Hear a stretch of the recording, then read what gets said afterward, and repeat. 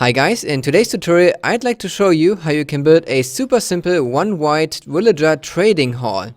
What you can see over here is the filling mechanism of the trading hall, and as you can see we are using minecarts and water streams to transport the villagers around.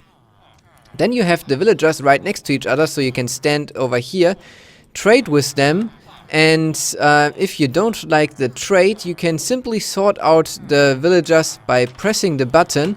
The villager will drop down and a new one will fall in because the fence gate will be opened, and so there's a new space for a villager. The design is also super cheap and super small. You can see here in the side view that you don't need a lot for this. It's just a few blocks, a few rails, and 3 redstone torches, a repeater, a fence gate, and a trapdoor. So I'd say let me show you how to build this up. So you want to start with the right placement of your rails. Therefore, we imagine that this is our floor level, then we leave one gap and build up a staircase by 3 blocks, and we can already make this wider because of course we want to have more than just one segment. So we'll make 4 right now, just for the purpose of the tutorial. Then you place down a normal rail, powered rail, detector rail, normal rail, and you continue that just going up, and we need the normal rails there just to align our detector and powered rails in the right way. So when you're done with that, it should look like this. You can take away the normal rails again, and these should stay how they are. Then going to the back, we want to power our powered rails, so they are now all powered, and the detector rails will give us the output into a redstone torch. We can place that, then place another redstone torch behind that, then a block on top of that, and another redstone torch. That will then get taken into a repeater, and from this repeater we want to power some fence gates. So we place them right here, and then we can take away those blocks again, and then right here at this position we want to have then a trapdoor. So we want to place some half slabs in front, so we can then place the trapdoor right onto this half slab on the lower part of it. So if we now place a block on top of it and going up by 1 more block, we can then place some buttons so we can activate the trapdoors easily right here. This button will now activate the trapdoor down there, and if we now grab a minecart, you can already see that this will close this fence gate, and if I press the button, the minecart will drive down, and if there was a block then down here, the minecart would drive into it. So now you can make this segment as wide as you want, and we'll continue from there.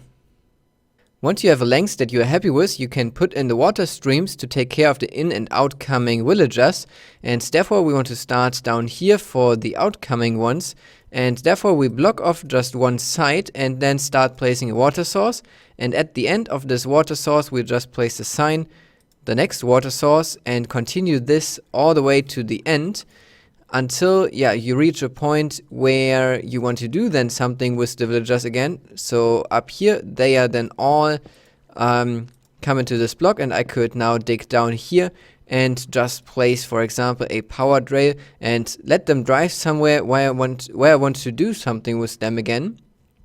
For up here we just need to place another row of blocks next to these fence gates, because otherwise the water would destroy our redstone. And then you do the same thing over here in the end where you want to start bringing in the villagers. I recommend to place another fence gate, or maybe even 2, just to align them easier, and then we can bring the blocks around and like this close it off.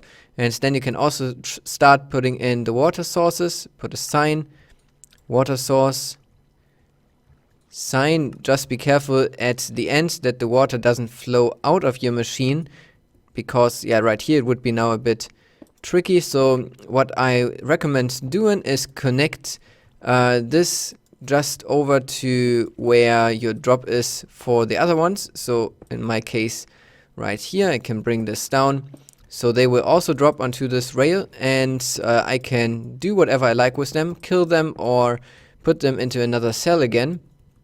So like this, it's now all encased, and I can place this water source.